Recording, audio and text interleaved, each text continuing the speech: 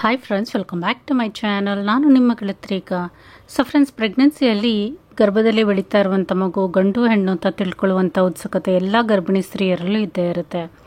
ಹಿಂದಿನ ಕಾಲದಲ್ಲಿ ನಮ್ಮ ಹಿರಿಯರು ಅಂದರೆ ನಮ್ಮ ಓಲ್ಡ್ ವೈಫ್ಸ್ ಏನು ಹೇಳ್ತೀರಾ, ಅವರ ಒಂದು ಅನುಭವದಿಂದ, ಅವರ ಒಂದು ದೃಷ್ಟಿಕೋನದಿಂದ ಅನೇಕ ಬಾರಿ ಗರ್ಭಿಣಿ ಸ್ತ್ರೀಯರ ಒಂದು ಆಗು ಹೋಗುಗಳು, ಅವರ ಬಿಹೇವಿಯರು, ಅವರ ದೇಹದ ಒಂದು ಸ್ಟ್ರಕ್ಚರನ್ನು ನೋಡಿ ಆಗುವಂಥದ್ದು ಗಂಡು ಅಥವಾ ಹೆಣ್ಣು ಮಗು ಅಂತ ಊಹೆ ಮಾಡಿ ಹೇಳ್ತಾ ಇದ್ರು.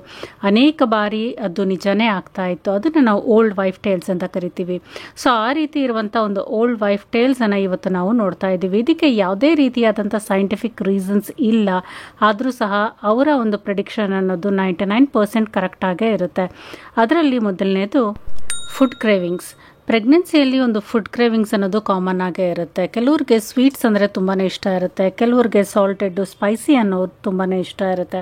ಸೊ ಯಾರಿಗೆ ಒಂದು ಸಾಲ್ಟಿ ಸ್ಪೈಸಿ ಫುಡ್ಡು ತುಂಬಾ ಇಷ್ಟಪಡ್ತಾ ಇರ್ತಾರೆ ಪ್ರೆಗ್ನೆನ್ಸಿ ಟೈಮಲ್ಲಿ, ಮುಂಚೆ ಅದ್ರ ಬಗ್ಗೆ ಅವ್ರಿಗೆ ಅಷ್ಟು ಇಂಟ್ರೆಸ್ಟ್ ಇರೋದಿಲ್ಲ, ಬಟ್ ಪ್ರೆಗ್ನೆನ್ಸಿ ಟೈಮಲ್ಲಿ ಸಾಲ್ಟೆಡ್ಡು ಸ್ಪೈಸಿ ಫುಡ್ಡು ಇಷ್ಟಪಡ್ತಾ ಇದ್ದಾರೆ ಅಂತ ಹೇಳಿದ್ರೆ ಅವರಲ್ಲಿ ಗಂಡು ಮಗು ಆಗುವಂಥ ಸಾಧ್ಯತೆಗಳು ಜಾಸ್ತಿ ಇರುತ್ತೆ.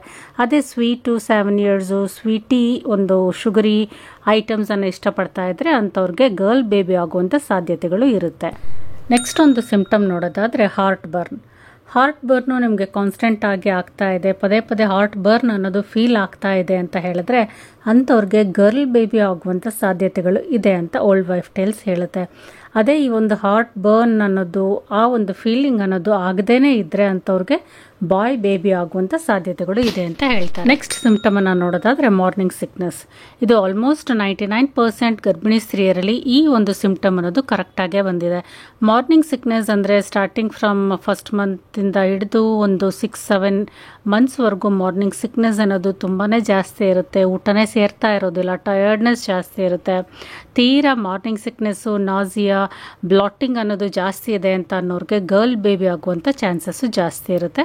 ಅದೇ ಒಂದು ಮಾರ್ನಿಂಗ್ ಸಿಕ್ನೆಸ್ ಅನ್ನೋದು ತುಂಬ ಕಡಿಮೆ ಪ್ರಮಾಣದಲ್ಲಿದೆ. ಕೆಲವು ತಿಂಗಳುಗಳ ನಂತರ ಅದು ಕಂಪ್ಲೀಟ್ ಆಗಿ ಮಾಯ ಆಗೋಗುತ್ತೆ. ಅಂದರೆ ಜಾಸ್ತಿ ಮಾರ್ನಿಂಗ್ ಸಿಕ್ನೆಸ್ ಇಲ್ಲದೆ ನಾರ್ಮಲ್ ಆಗಿ ಇರುವಂಥ ಪ್ರೆಗ್ನೆಂಟ್ ಲೇಡೀಸ್ಗೆ ಬಾಯ್ ಬೇಬಿ ಆಗುವಂಥ ಸಾಧ್ಯತೆ ಇರುತ್ತೆ. ನೆಕ್ಸ್ಟ್ ಒಂದು ಸಿಂಪ್ಟಮ್ ಅಂತ ನೋಡೋದಾದರೆ ಲೀನಿಯಾ ನಿಗ್ರಾ. ಇದು ಬೆಲ್ಲಿ ಬಟನ್ ಲೈನ್ ಅಂತಲೂ ಸಹ ಕರಿತೀವಿ. ಯಾರಿಗೆ ಬೆಲ್ಲಿ ಬಟನ್ ಕೆಳಗಡೆ ಈ ಒಂದು ಲೈನ್ ಪಾಸ್ ಆಗಿರುತ್ತೋ ಅಂಥವ್ರಿಗೆ ಗರ್ಲ್ ಬೇಬಿ ಆಗುವಂಥ ಸಾಧ್ಯತೆ ಇರುತ್ತೆ. ಯಾರಿಗೆ ಈ ಒಂದು ಲೀನಿಯಾ ನಿಗ್ರಾ ಅನ್ನೋದು ಅಬೋವ್ ಬೆಲ್ಲಿ ಲೈನ್ ಫಾರ್ಮ್ ಆಗಿದೆ, ನಿಮ್ಮ ಚೆಸ್ಟ್ ಪಾರ್ಟಿಂದ ಹಿಡಿದು ಬೆಲ್ಲಿ ಬಟನ್ವರೆಗೂ ನಿಮಗೆ ಈ ಒಂದು ಲೈನ್ ಫಾರ್ಮ್ ಆಗಿದೆ ಅಂತ ಹೇಳಿದ್ರೆ ಅಂಥವ್ರಿಗೆ ಬಾಯ್ ಬೇಬಿ ಆಗುವಂಥ ಚಾನ್ಸಸ್ಸು ಜಾಸ್ತಿ ಇರುತ್ತೆ ಅಂತ ಹೇಳ್ತಾರೆ. ನೆಕ್ಸ್ಟ್ ಸಿಂಪ್ಟಮ್ ನೋಡೋದಾದರೆ ಹೇರ್ಸು ಮತ್ತು ನೈಲ್ಸ್. ನಿಮ್ಮ ಹೇರ್ಸು ಚೆನ್ನಾಗಿ ಶೈನಿ ಆಗಿ ಬೆಳೀತಾ ಇದೆ, ನೈಲ್ಸ್ ಎಲ್ಲ ತುಂಬ ಹೆಲ್ತಿ ಆಗಿದೆ ಅಂತ ಅಂದರೆ ಅಂಥವ್ರಿಗೆ ಗರ್ಲ್ ಬೇಬಿ ಆಗುವಂಥ ಚಾನ್ಸಸ್ ಇರುತ್ತೆ. ಅದೇ ಒಂದು ಹೇರ್ಸ್ ಅನ್ನೋದು ಡ್ರೈ ಆಗ್ತಾ ಇದೆ, ಹೇರ್ಸು ಸರಿಯಾಗಿ ಬೆಳೀತಾ ಇಲ್ಲ, ಮತ್ತು ಸ್ಕಿನ್ನು ಡ್ರೈನೆಸ್ ಇದೆ, ನೈಲ್ಸಲ್ಲಿ ಒಂದು ಡ್ರೈನೆಸ್ ಇದೆ ಅಂತ ಅನ್ನೋರ್ಗಾದ್ರೆ ಒಂದು ಬಾಯ್ ಬೇಬಿ ಆಗುವಂಥ ಸಾಧ್ಯತೆಗಳು ಜಾಸ್ತಿ ಇರುತ್ತೆ ಅಂತ ಹೇಳ್ತಾರೆ. ಅದೇ ರೀತಿ ನೆಕ್ಸ್ಟ್ ಸಿಂಪ್ಟಮ್ನ ನೋಡೋದಾದ್ರೆ ಆಕ್ನೆ. ಯಾರಿಗೆ ಒಂದು ಫೇಸಲ್ಲಿ ಆಕ್ನೆ ಇರೋದಿಲ್ವೋ, ಶೈನಿಂಗ್ ಆಗಿ ಗ್ಲೋ ಆಗಿರುತ್ತೆ ಸ್ಕಿನ್ನು, ತುಂಬಾ ಕಳೆ ಬಂದಿರುತ್ತೆ ಸ್ಕಿನ್ನಲ್ಲಿ, ಅಂಥವ್ರಿಗೆ ಗರ್ಲ್ ಬೇಬಿ ಆಗುವಂಥ ಚಾನ್ಸಸ್ ಇರುತ್ತೆ. ಅದೇ ಸ್ಕಿನ್ ಡ್ರೈನೆಸ್ ಆಗಿರ್ಬೋದು, ಆಕ್ನೆ ಆಗಿರ್ಬೋದು, ಆ ರೀತಿ ಒಂದು ಸಿಂಪ್ಟಮ್ಸು ಬಾಡಿಯಲ್ಲಿ ಕಾಣಿಸ್ತಾ ಇದೆ ಅಂತ ಹೇಳಿದ್ರೆ ಅವ್ರಿಗೆ ಒಂದು ಬಾಯ್ ಬೇಬಿ ಆಗುವಂಥ ಚಾನ್ಸಸ್ಸು ಇರುತ್ತೆ. ನೆಕ್ಸ್ಟ್ ಒಂದು ಸಿಂಪ್ಟಮ್ ನೋಡೋದಾದರೆ ಇನ್ಸೋಮ್ನಿಯಾ, ಅಂದರೆ ನೈಟ್ ಟೈಮಲ್ಲಿ ಸರಿಯಾಗಿ ನಿದ್ದೆ ಬರದೇ ಇರುವಂಥದ್ದು. ಈ ರೀತಿ ನಿಮಗೆ ಪ್ರೆಗ್ನೆನ್ಸಿಯ ಯಾವುದೋ ಒಂದು ಪಾಯಿಂಟಲ್ಲಿ ಸರಿಯಾಗಿ ನಿದ್ದೆ ಬರ್ತಾ ಇಲ್ಲ, ನೈಟು ಸ್ಲೀಪ್ಲೆಸ್ ಆಗಿ ಇರ್ತೀರಾ ಅಂತ ಹೇಳಿದ್ರೆ ಅಂಥವ್ರಿಗೆ ಗರ್ಲ್ ಬೇಬಿ ಆಗುವಂಥ ಸಾಧ್ಯತೆಗಳು ಜಾಸ್ತಿ ಇರುತ್ತೆ. ಮತ್ತು ಯಾರು ಕರೆಕ್ಟಾಗಿ ನಿದ್ದೆಯನ್ನು ಮಾಡ್ತಾ ಇರ್ತಾರೆ, ಟೈಮ್ಗೆ ಪ್ರಾಪರ್ ನಿದ್ದೆ ಬರ್ತಾ ಇದೆ ಅಂತ ಹೇಳಿದ್ರೆ ಅಂಥವ್ರಿಗೆ ಬಾಯ್ ಬೇಬಿ ಆಗುವಂಥ ಸಾಧ್ಯತೆ ಇರುತ್ತೆ. ನೆಕ್ಸ್ಟು ತುಂಬ ಇಂಪಾರ್ಟೆಂಟ್ ಸಿಂಪ್ಟಮ್ ಅಂತ ಹೇಳಿದ್ರೆ ಬೇಬಿ ಬಂಪ್ ಪೊಸಿಷನ್. ನಿಮ್ಮ ಬೇಬಿ ಬಂಪ್ ಅನ್ನೋದು ನಿಮ್ಮ ಬೆಲ್ಲಿಗಿಂತ ಹೈ ಆಗಿದ್ದರೆ, ತುಂಬ ದೊಡ್ಡದಾಗಿ ಇದ್ದರೆ, ಒಂದು ಹೈಯರ್ ಆನ್ ಯುವರ್ ಬೆಲ್ಲಿ ಅಂತ ಹೇಳ್ತಾರೆ.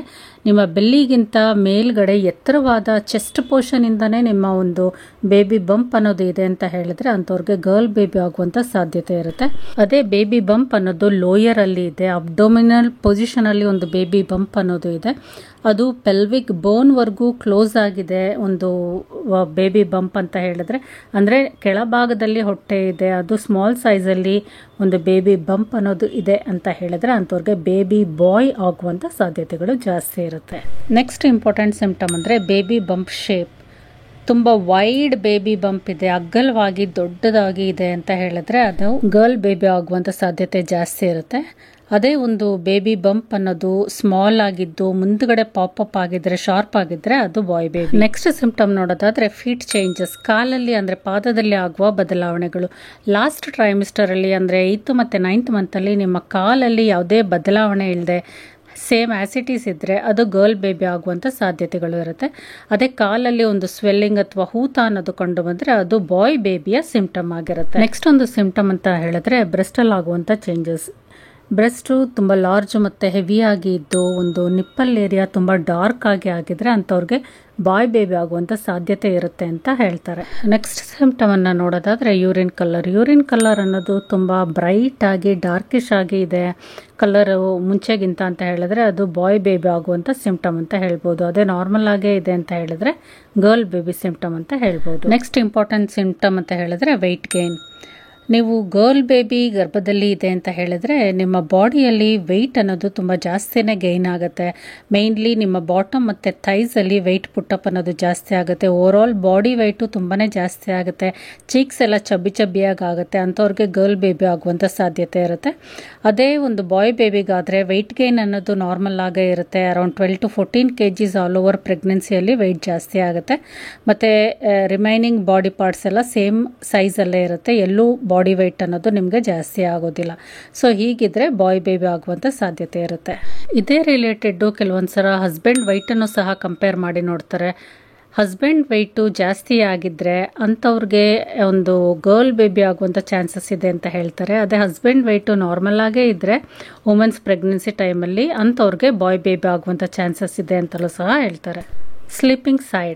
ಸ್ಲೀಪಿಂಗ್ ಸೈಡ್ ಅನ್ನೋದು ನೀವು ಪ್ರೆಗ್ನೆನ್ಸಿಯಲ್ಲಿ ಜಾಸ್ತಿ ಒಂದು ಲೆಫ್ಟ್ ಸೈಡ್ಗೆ ಮಲಗಕ್ಕೆ ಪ್ರಿಫರ್ ಮಾಡ್ತಾ ಇದ್ದರೆ, ಕಂಫರ್ಟ್ ಆಗಿ ಫೀಲ್ ಆಗ್ತಾ ಇದ್ದರೆ ಅಂಥವ್ರಿಗೆ ಬಾಯ್ ಬೇಬಿ ಆಗುವಂಥ ಸಾಧ್ಯತೆ ಇರುತ್ತೆ. ಅದೇ ನೀವು ರೈಟ್ ಸೈಡ್ ಜಾಸ್ತಿ ಮಲಗ್ತಾ ಇದ್ದರೆ ಅಂಥವ್ರಿಗೆ ಗರ್ಲ್ ಬೇಬಿ ಆಗುವಂಥ ಸಾಧ್ಯತೆ ಇದೆ ಅಂತ ಹೇಳ್ತಾರೆ. ಸೊ ಈ ಕೆಲವೊಂದು ಸಿಂಪ್ಟಮ್ಸನ್ನು ಓಲ್ಡ್ ವೈಫ್ ಟೇಲ್ಸ್ ಅಂತ ಕರಿತೀವಿ. ಎಷ್ಟೋ ಜನಕ್ಕೆ ಈ ಒಂದು ಸಿಂಪ್ಟಮ್ಸ್ ಕರೆಕ್ಟಾಗೇ ಆಗಿದೆ. ಸೊ ಇದೆಲ್ಲ ಒಂದು ಪೂರ್ವಿಕರ ಅನುಭವದಿಂದ ಅವ್ರು ಹೇಳ್ತಾ ಇದ್ದಂಥ ಸಿಂಪ್ಟಮ್ಸ್. ಇದು ಯಾವುದಕ್ಕೂ ಸೈಂಟಿಫಿಕ್ ರೀಸನ್ಸ್ ಅನ್ನೋದು ಇರೋದಿಲ್ಲ. ಈ ವಿಡಿಯೋ ಇಷ್ಟ ಆಗಿದ್ರೆ ಲೈಕ್ ಮಾಡಿ, ಶೇರ್ ಮಾಡಿ, ಕಮೆಂಟ್ ಮಾಡಿ. Thank you.